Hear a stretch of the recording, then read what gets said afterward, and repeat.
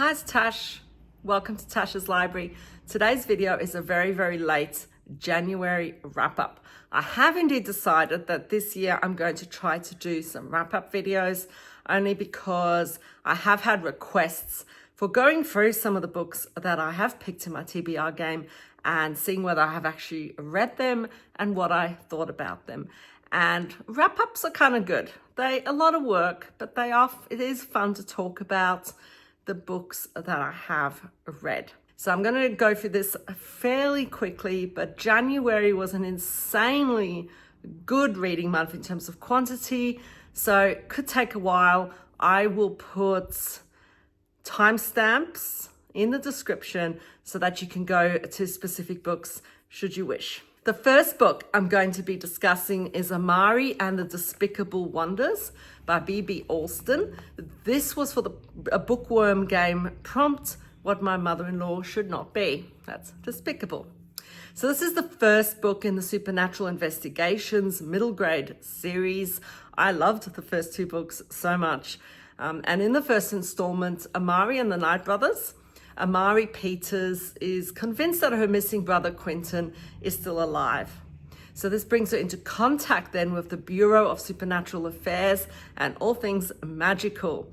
I really enjoyed the exploration of friendship in this, the way magic was integrated into the world, super fun characters, especially in this one. There's a ghost family and a were-dragon as well. Very good resolution of the plot. I didn't like one aspect of the ending, but I think that could be controversial, and I'd recommend this book to anyone looking for an adventurous, fun read. I then read Dark Star Burning, Ash Falls White by Emily Wen Zhao. This was for the prompt, a mythological creature on the cover. This was the final book in the Song of the Last Kingdom duology. The first book, Song of Silver Flame Like Night, follows Lan, an orphan working as a songgirl, and Zen, who is a magical practitioner.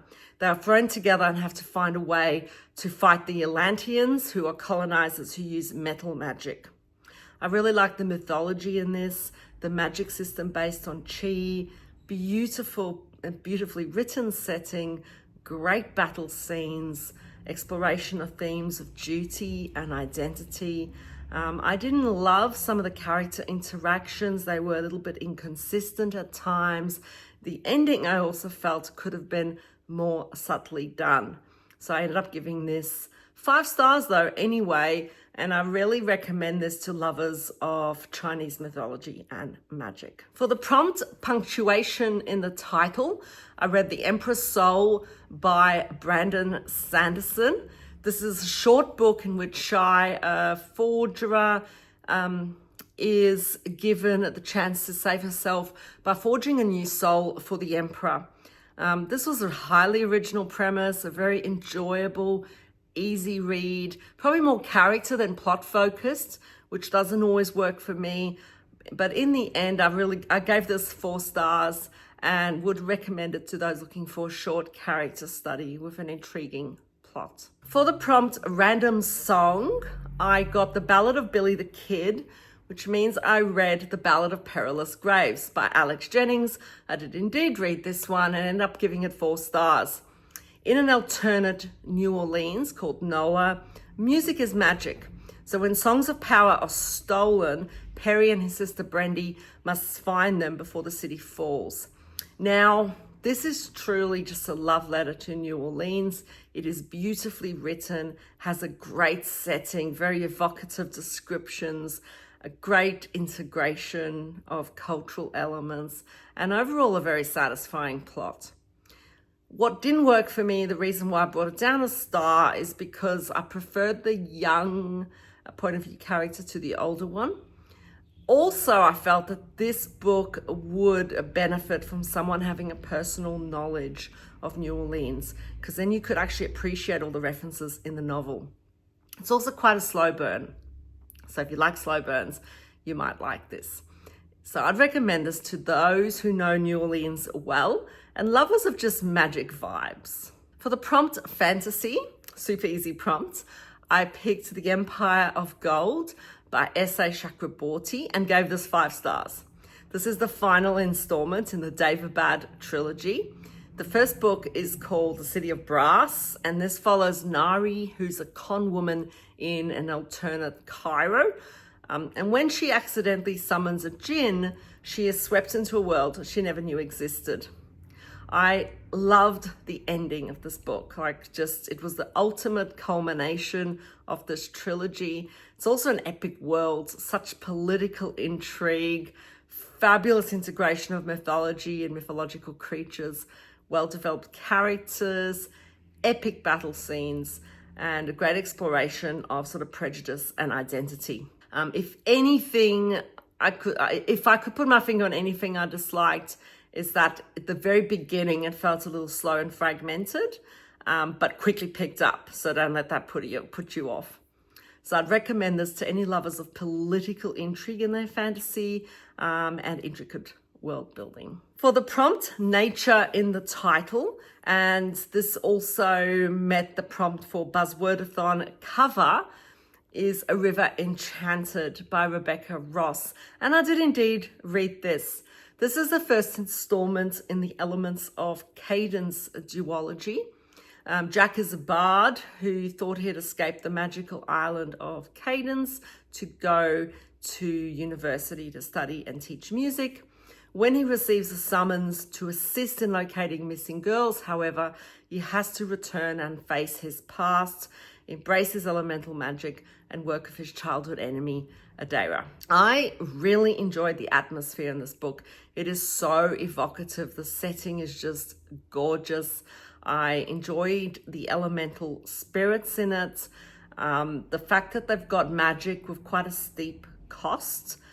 It's also enchantingly written. Rebecca Ross does write beautifully, and she also explores the themes of belonging, cultural identity, and personal sacrifice particularly well in this book. I only gave this 3 stars, however, and the reason for that was pretty personal. Mostly the romance elements didn't work for me. I don't love romance in my books. I didn't really feel invested in this particular romance. It didn't seem to make sense to me. The book also felt a little bit long at times. Plot was a tad implausible in places. And the main character was just super flaky, in my opinion. But these are all personal to me, and I know some people love this book. So I would recommend this to any lovers of atmospheric novels with a romantic element. On to some science fiction books that I read in January. I read Bearhead by Adrian Tchaikovsky, and this was for a bookworm prompt, 4 letters or less. So each word, bear and head, are 4 letters. This is the second book in the Dogs of War series, where Mars is now being terraformed by bio-enhanced humans and animals. The work is hard, but the pay is good. However, when Jimmy, one of our point of view characters, crosses paths with a digital copy of a bear intellectual, yes, that sounds cool, doesn't it? Life becomes increasingly dangerous. Now, I really enjoyed the first book, and this one really held up to the first book. It's pretty much of equal quality, in my opinion. The bear character's awesome. I love that character so much. The book is written in this very raw conversational style, which I feel really works with a sort of a gritty feel in science fiction. It also has a chilling portrayal of human nature. I disliked it initially because it was quite difficult to get into, but I gradually got pulled in and sucked into the story. It's also quite tech focused, so just be aware of that going in. I would recommend this highly to those who enjoy books about the dark side of human nature and the morality and immorality of technology. Now for a really wacky book. For the prompt random tarot card, I pulled the Tower, and I picked Lord of Light by Roger Zelazny. I did read this and I really loved it, gave it 5 stars. So in this book, colonizers of a planet style themselves as the Hindu pantheon of gods in order to maintain control of the population. Sam, one of our main characters, is also the Buddha, the binder of demons, and he's the only one who starts opposing them. Now, this is an utterly wacky book. There's a wacky pantheon of godlike rulers. The indigenous inhabitants of the planet are super cool. There is a lot of political rivalry and intrigue, the exploration of the themes of conformity and repression, class systems, the role of religion, and knowledge versus ignorance. It is beautiful poetic writing in places because Zelazny can write, and it's just he crafts a superb world. Sam is a very, very intriguing character, and in fact, the whole story almost borders on allegory. Now, caveat. This does read like an academic text at times, especially the sections on religion. And this is intentional. It's also a little bit confusing at times and maybe challenging for those lacking knowledge of Eastern religions.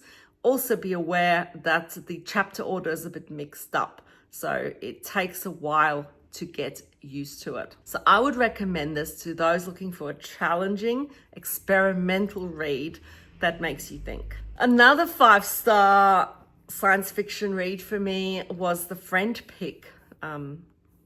And this also fulfilled the Buzzwordathon title prompt. And this is The Penultimate Truth by Philip K. Dick. During an apocalyptic nuclear war, the world's remaining population is living in deep underground bunkers, unaware that the war has been over for quite some time, until Nicholas St. James, one of the presidents of a bunker, finds his way to the surface.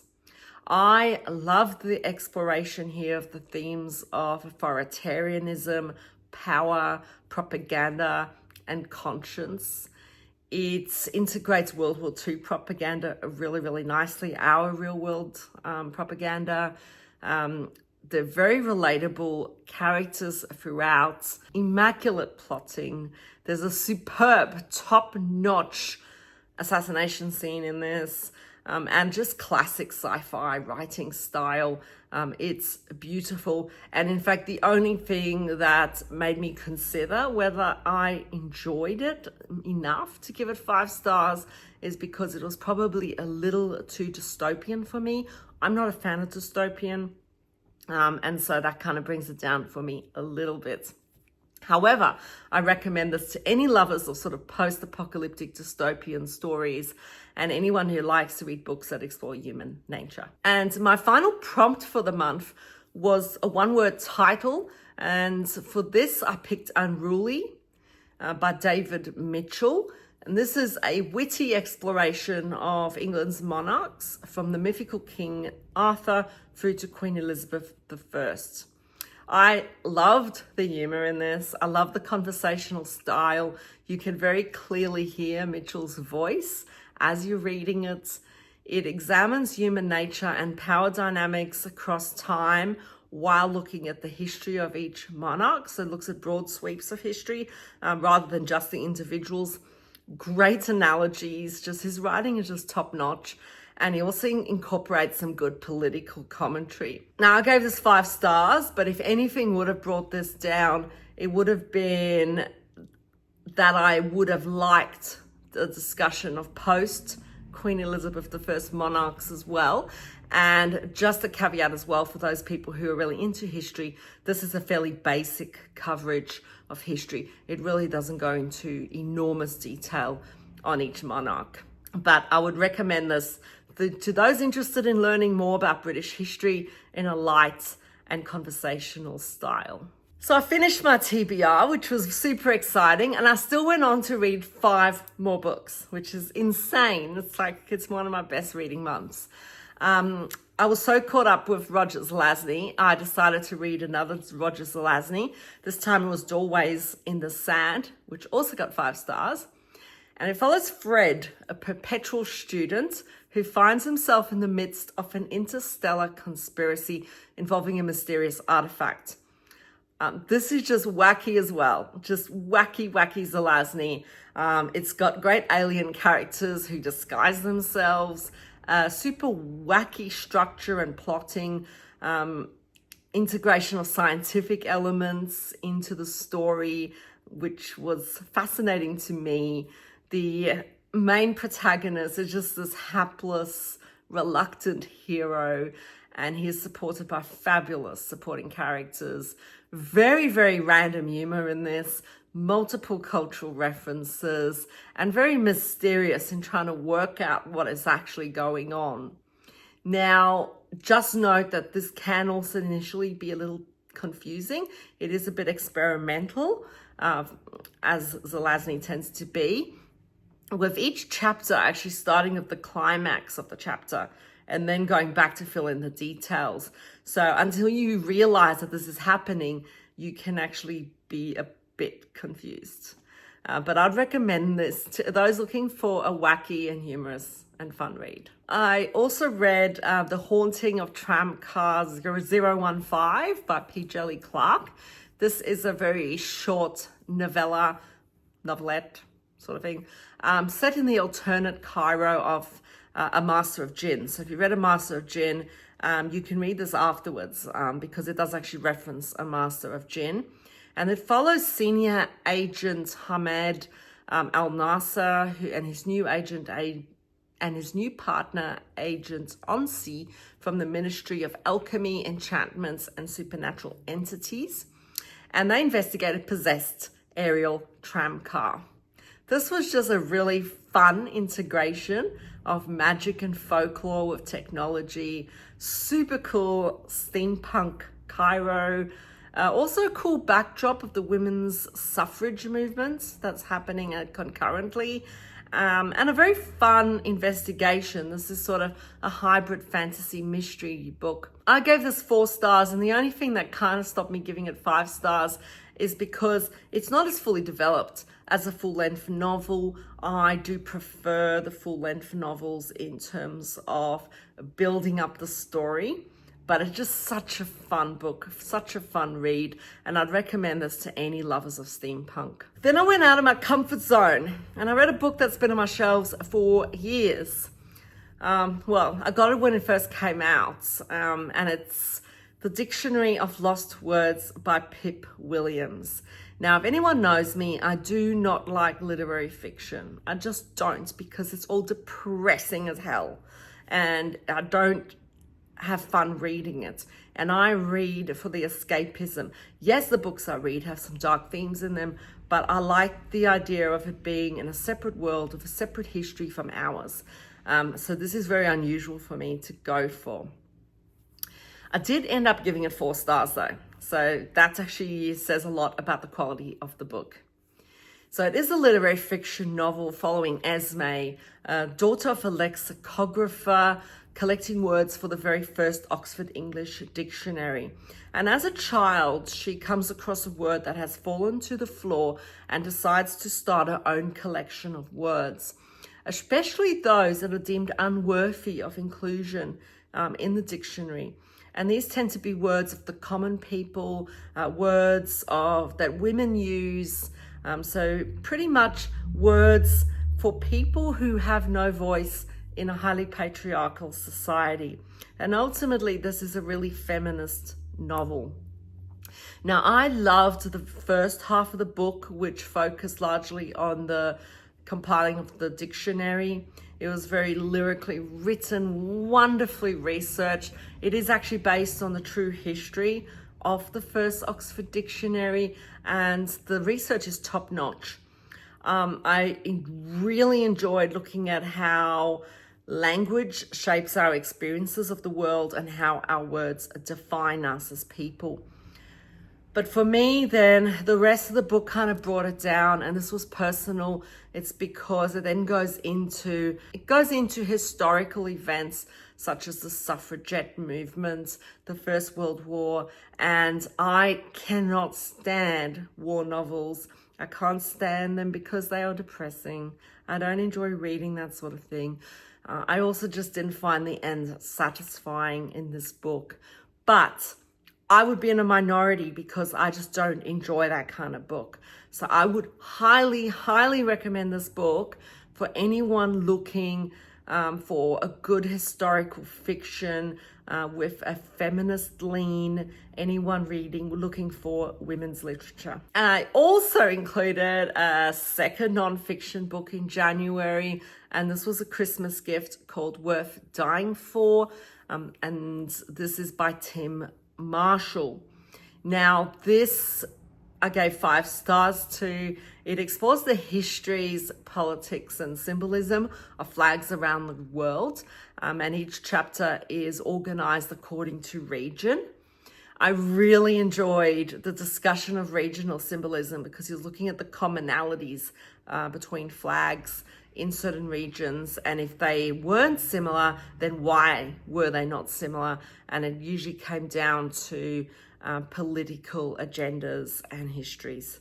I really enjoyed reading about how various countries view their national flag, the history of the development of flags. Really enjoyed it. And probably the only thing I'd have to say about this that would bring it down slightly is that it glossed over a few of the flags, and I would have enjoyed a longer book in the end. I wanted to learn more. And so I'd recommend this to anyone wanting to learn how flags represent the patterns in history in regional politics. And finally, I read sort of an adventure-y book called Empire of Shadows by Jacqueline Benson. This is the first book in the Raiders of the Arcana series, and I picked it because it looked fun. It follows Ellie, a woman with ambitions of being an archaeologist in Victorian England, an England, of course, that is not very happy to have women pursue careers. So thwarted by societal norms, Ellie ends up working in this dull administrative job where her education's not really respected. However, one day she discovers a map to a mysterious lost city in British Honduras.